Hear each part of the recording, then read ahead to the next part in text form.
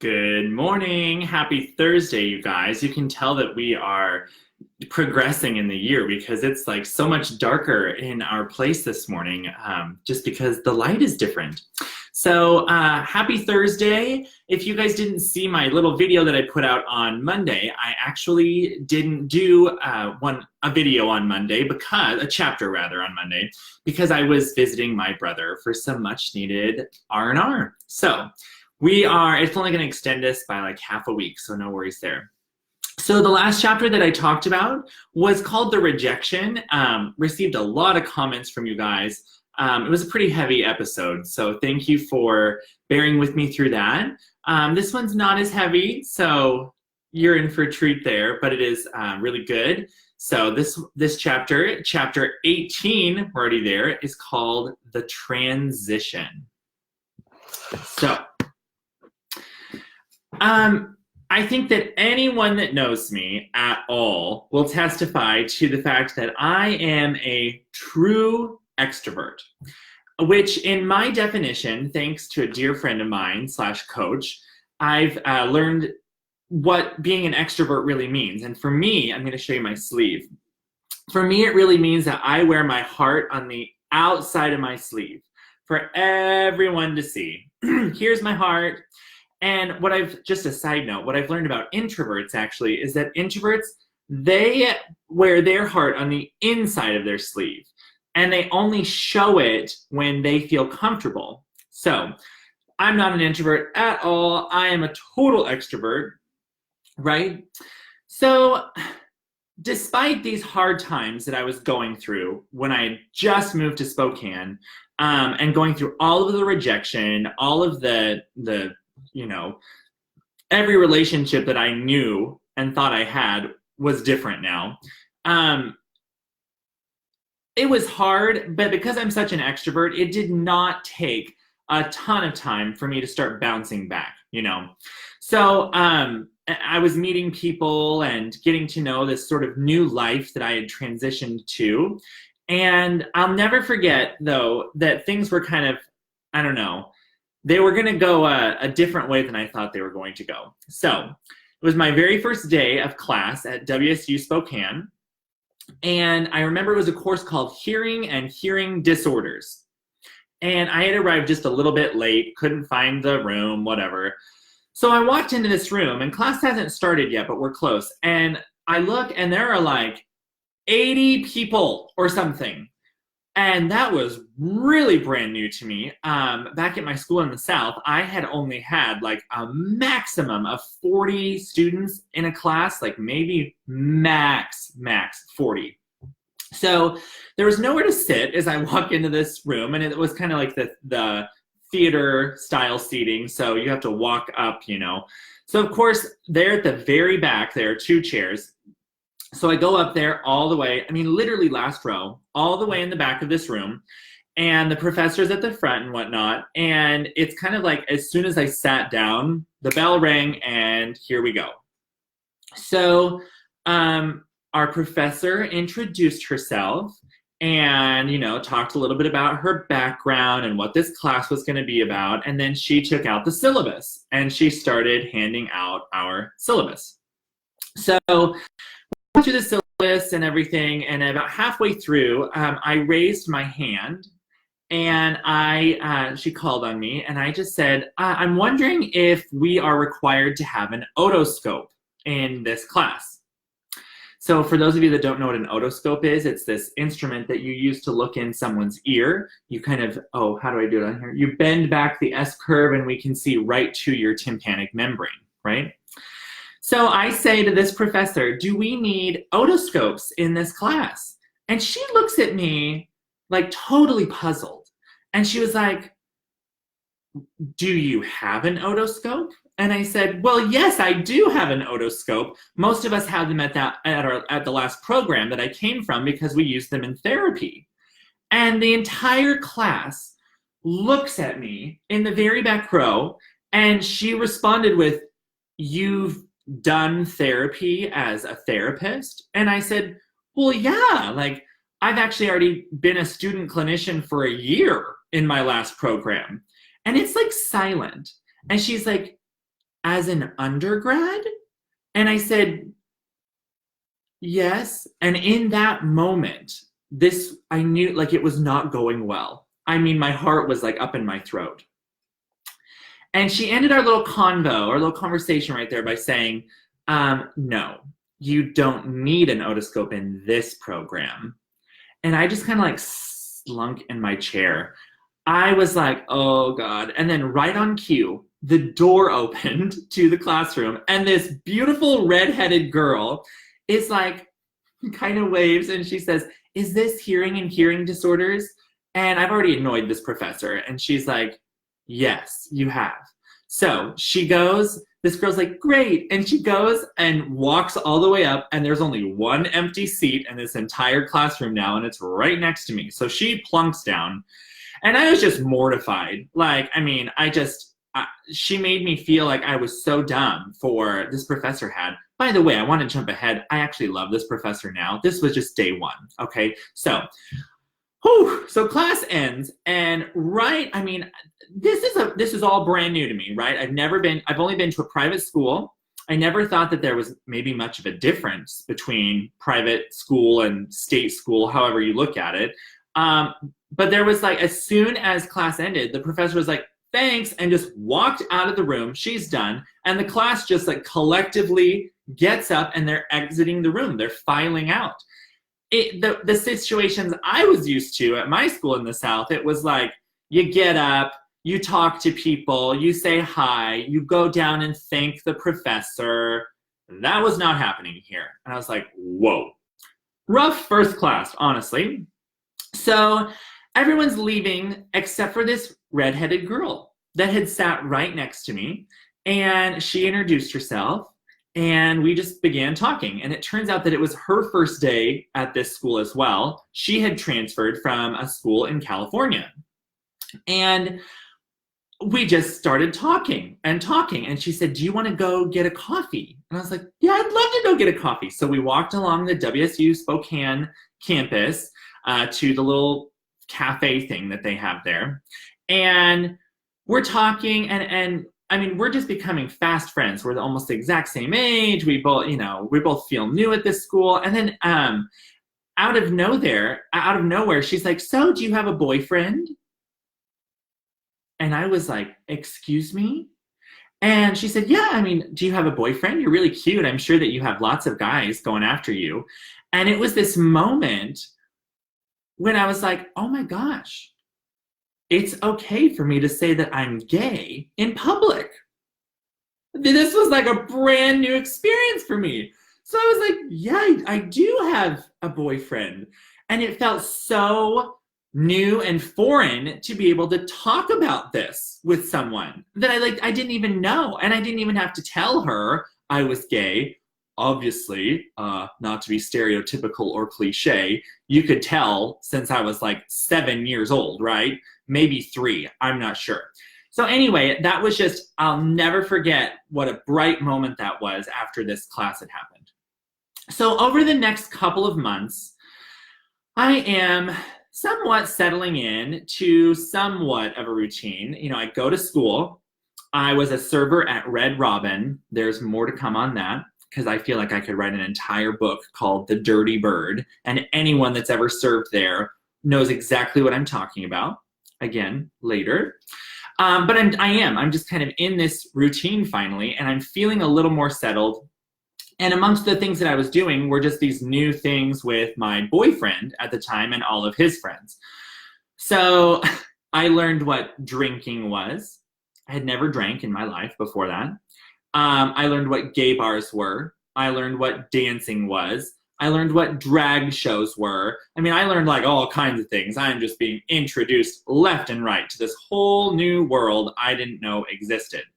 So, and a quick little side story. When I first moved to Spokane, I was so uncomfortable in a bar, let alone a gay bar, that I would physically get sick. Like my stomach would just clench up. I wouldn't even be able to breathe. I'd catch myself, I would stop breathing. It was so foreign to me and so uncomfortable. And I'm a little speech and hearing science major. And I'm like, this music is too loud. Stop it. I was like, whoa, fresh off the boat. So everything was just brand new to me. School was going all right, but it was also a challenge in the sense, no disses to that program. I had already learned a lot of this stuff. Even though it's all accredited by the same entity, ASHA, these speech pathology programs, I had learned a lot of this at my last school. So that left me kind of like bored, I think. When I look back, I was kind of bored. But at the same time, I was also completely distracted and totally depressed because I'm trying to figure out this new life. And it's brand new to me. It's weird. I don't know how I feel. And my mind still wandered all the time. I didn't know what to think about Christianity, God, my last school, my friends that I thought were my friends and weren't anymore. None of it. I had no idea what to think. And it all started, I mean, it was like I was a shell, quite honestly. I was like this empty shell when I was by myself. And whenever I was going to meet somebody or whatever I needed to do, whether it was go to school, go to work, I would kind of like fill up with the necessary emotions and responses and emotional intelligence to get through whatever. And the moment I was gone from any of those situations, it's like I just drained. I was just a shell. And I didn't like it. Mostly because I had no idea who I was. I had no idea. I didn't know myself. And that was my biggest problem. I had such an identity in my past life. And by the way, by past life, at this point that I'm talking, it was like 6 weeks prior, 6 months prior. You know, like this was recent. It's fresh, super, super fresh. And my extroverted little soul that had always been Darren, I just felt totally lost and wandering. I mean, I didn't know what to think. So things got kind of interesting when a particular instance occurred. My boyfriend and I took a trip to the Seattle area, and we had a really great time. I met some of his friends over there and whatnot. And the weekend ended. It was a Sunday, and we were driving back to Spokane. So we were on the interstate, on I-90. We were going about 75 or so, and about 4 cars ahead of us. I don't know what distance that was, but imagine being on the interstate and about 4 cars ahead, so not super close, but also not far. Out of nowhere, this convertible Camaro goes off the road and just hits an embankment and is like flipping in the air, piles and like just, what's not piles, just clouds of dust. I can't even see the car at this point, but you can see that this car is like, it is rolling out into the desert along the interstate, and everyone just slams on their brakes. It gives me goosebumps. We pulled over to the side of the road.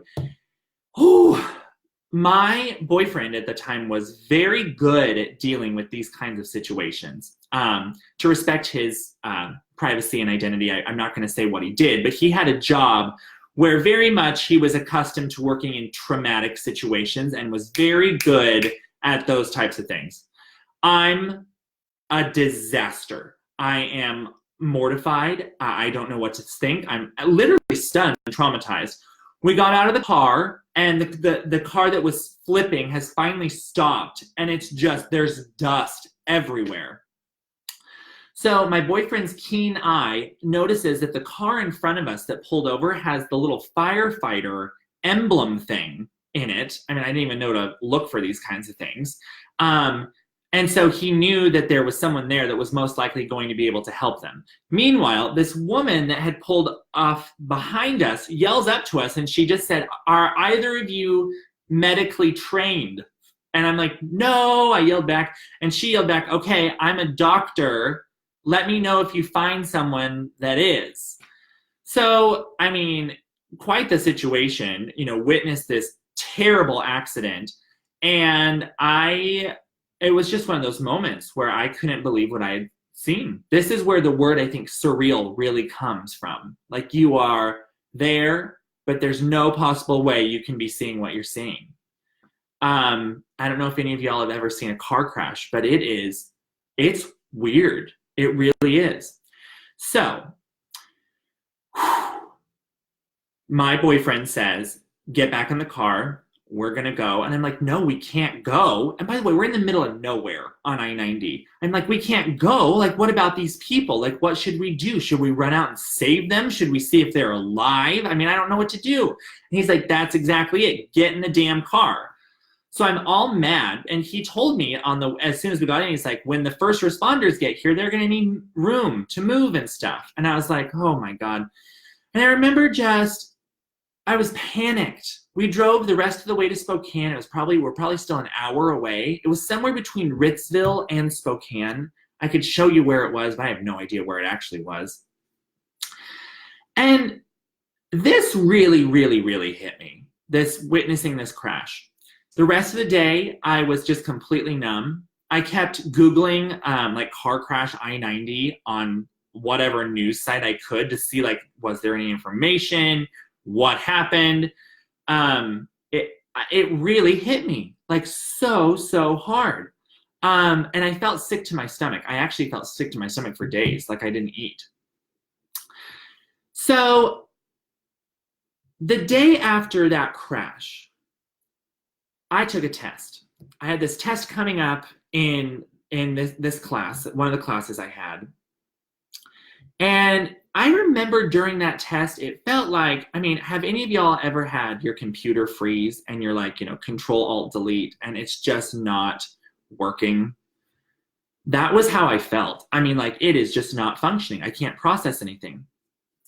Regardless, I took this test.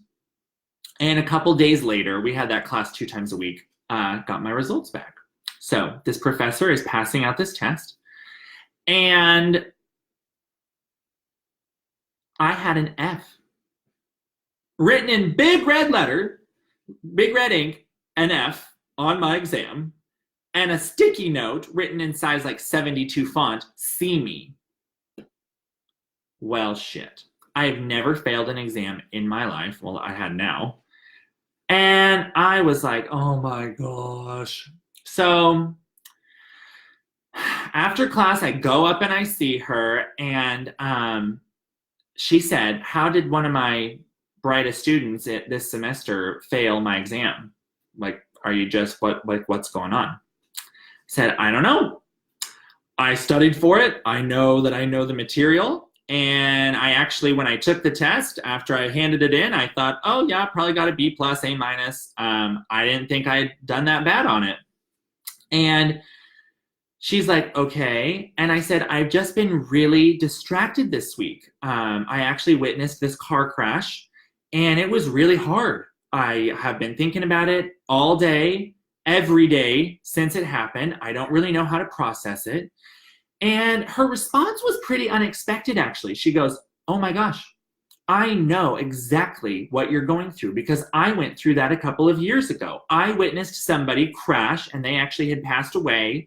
And it really, really messed me up. And I said, yeah, I don't know why it's messing me up this bad, but I just am having a really hard time with it.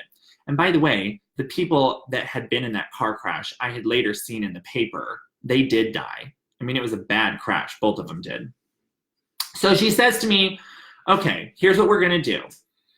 I can do this in special circumstances. We have an on-campus counselor, and if you go see him for at least one session regarding this, he will give you some strategies to try and get over it, and he'll give you this form that proves that you went and saw him, and I can let you retake the test, but only once, and you need to do it within a week.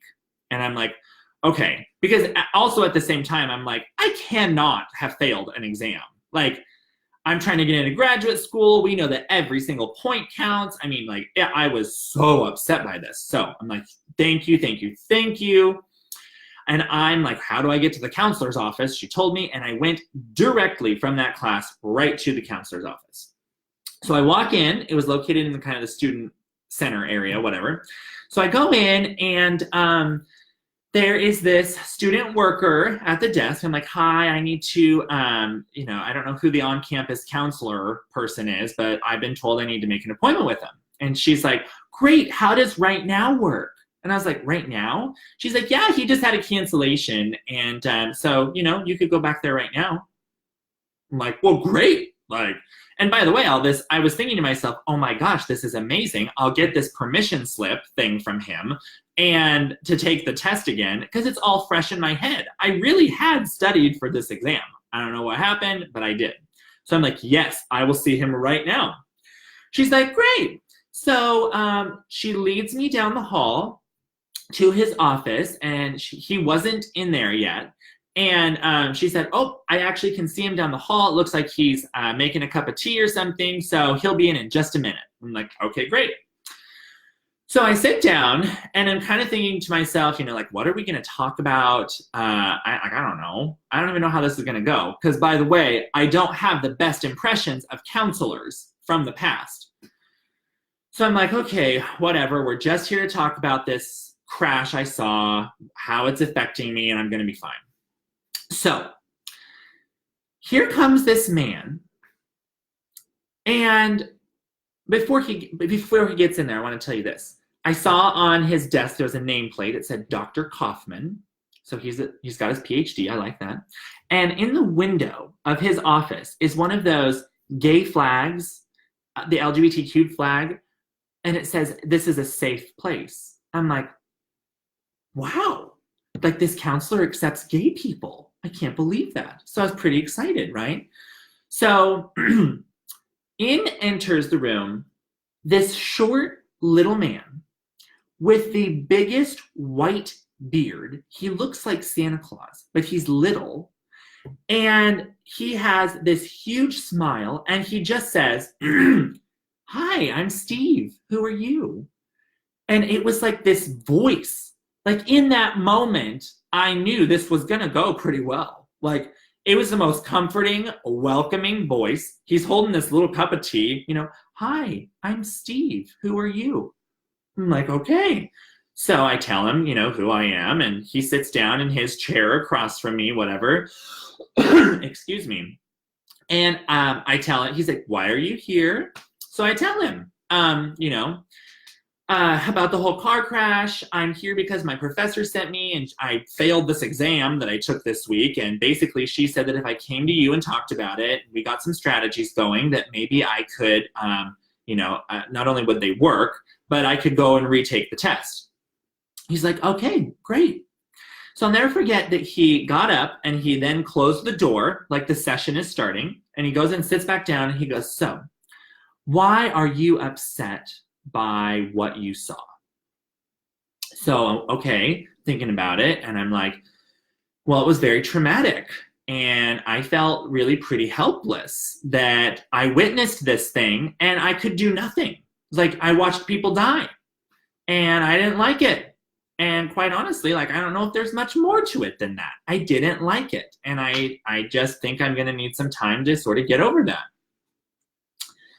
So he kind of sat back in his chair, and he doesn't speak fast ever. And he goes, would you like a cup of tea?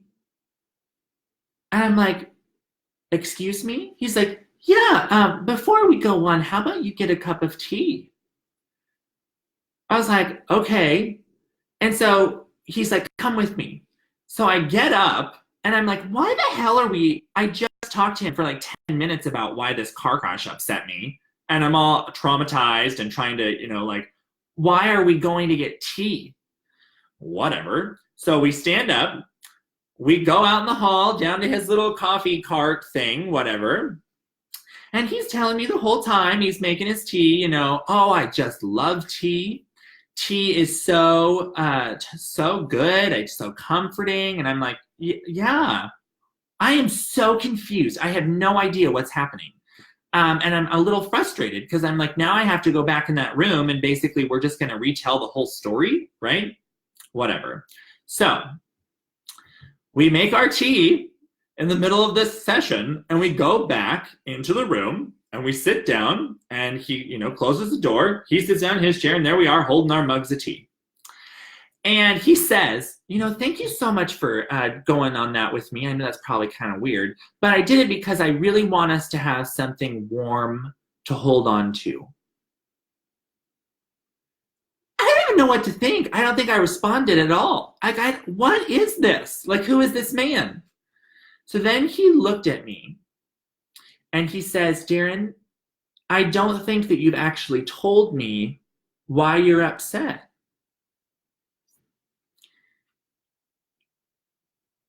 So I sat there and I remember just this kind of rush of energy coming over me. And in that moment, it's like a thought just came to the top of my head, and I did know why I was upset. I knew completely why I was upset. And it's like it just bubbled up, like the Mean Girls reference word vomit, but this is not bad word vomit. I clutched onto that mug and I said for the first time what was really bothering me. And I said, I don't know where those people went after they died. And he said, well, why not? Is this the first death you've experienced where you've needed to face that question? Where do people go when they die? And I said, no. And then that is when it all came out. I don't know who God is anymore. I don't know what Christianity means. I don't know who Christians are. I don't know what any of this whole, whatever ridiculous game of life we're playing is. I don't know why I am gay and never asked to be, and why when I said it, all of my friends rejected me. And you guys, this just kept spewing out. It is like a geyser shot off. And in a matter of, I have no idea how many minutes, probably 30 minutes, I am bawling. He has given me a box of tissues, and I'm just going for it. It's almost as if 21 years of stuff is just coming out to this random person. I have no idea. And for the first time, it's not coming out under the auspice of like Christianity. He's not my youth minister. He's not a wise person from the church, and he's not a counselor from school or whatever. He's just this guy who's letting me go for it and just let him tell him everything. And I just let him have it. I talked about the South. I talked about my family. I talked about my friends. I talked about God a lot. It kept coming back to this. And so now when I hear people dying, how the hell do I even know where they go? Am I going to die? When I die, am I going to hell? Have I made the right decisions? It's like I was going nuts, right? Finally, calm down. We're just sitting there, and he says, okay, I think we need a couple more sessions. And I said, yeah, probably. I probably we do. And he said, I'd love to listen to you all day. Thank you for sharing your story with me. But I have other patients to see, unfortunately. So I need you to go. And then he got out the little form and he gave it to me. He's like, you can take this to your professor and they'll let you retake the test. I'm like, okay. And I just stood there. And then, but he said, wait, before you go, I need you to know that before our next session, I need you to watch this video. And I'm going to send it to you in an email, okay? Okay. So, and he said, thank you so much. Oh, that was it. So now I'm standing in the hall and I'm walking back, back out of the student center. And I remember the moment that I got out, I just started crying again because now I'm angry. I'm pissed. I'm so mad that I just sat in that room with this guy, and I had nothing against him. He was a perfectly nice guy. And I got no resolution, no answers, no direction. He's going to send me an email with a video link in it. Like, okay. Oh my gosh. I was so upset. And on top of that, we didn't even talk about the stupid crash. I just got the slip to go take the test again.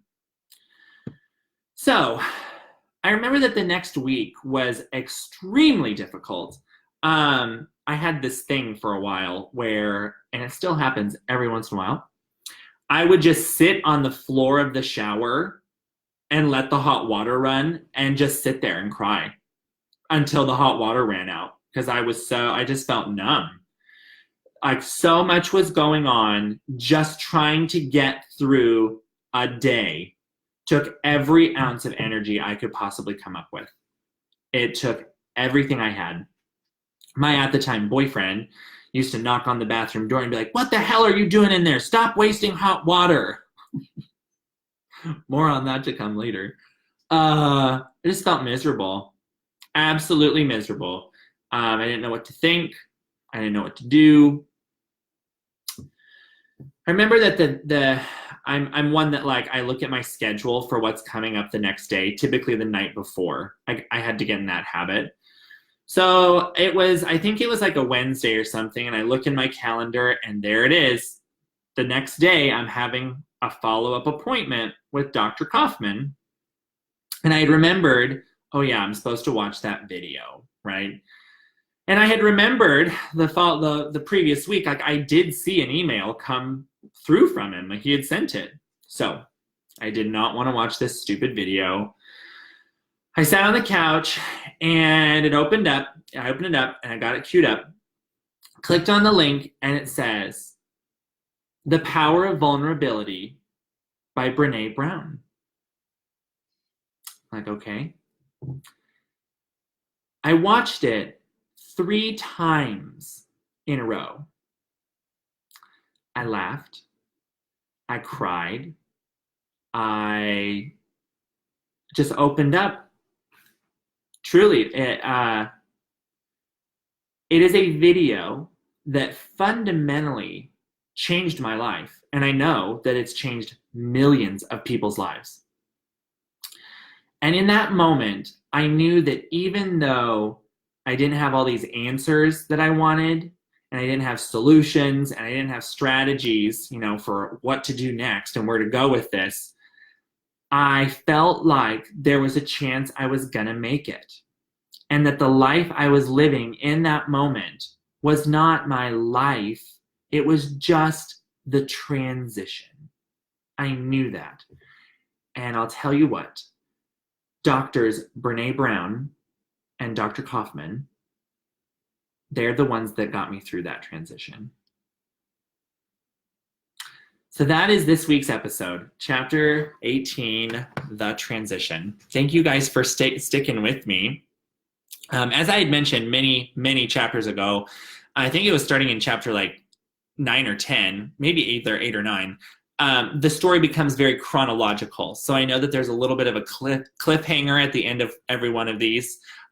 So just stay in there. I promise we're going somewhere. Happy Thursday, you guys. I hope this is a great day for you. If you have any questions or comments, it's funny, I get them all the time, but I've never actually thought to say, if you have any questions or comments about any of this, you are more than welcome to reach out to me. So, and feel free to share this video. I'm learning from a lot of people that are watching this that you're sharing it and you're sending it to people, and I'm just honored by that. So I actually have a conference to get to in downtown Seattle, so I've got to wrap this up. Have a beautiful day, and I will see you next Monday.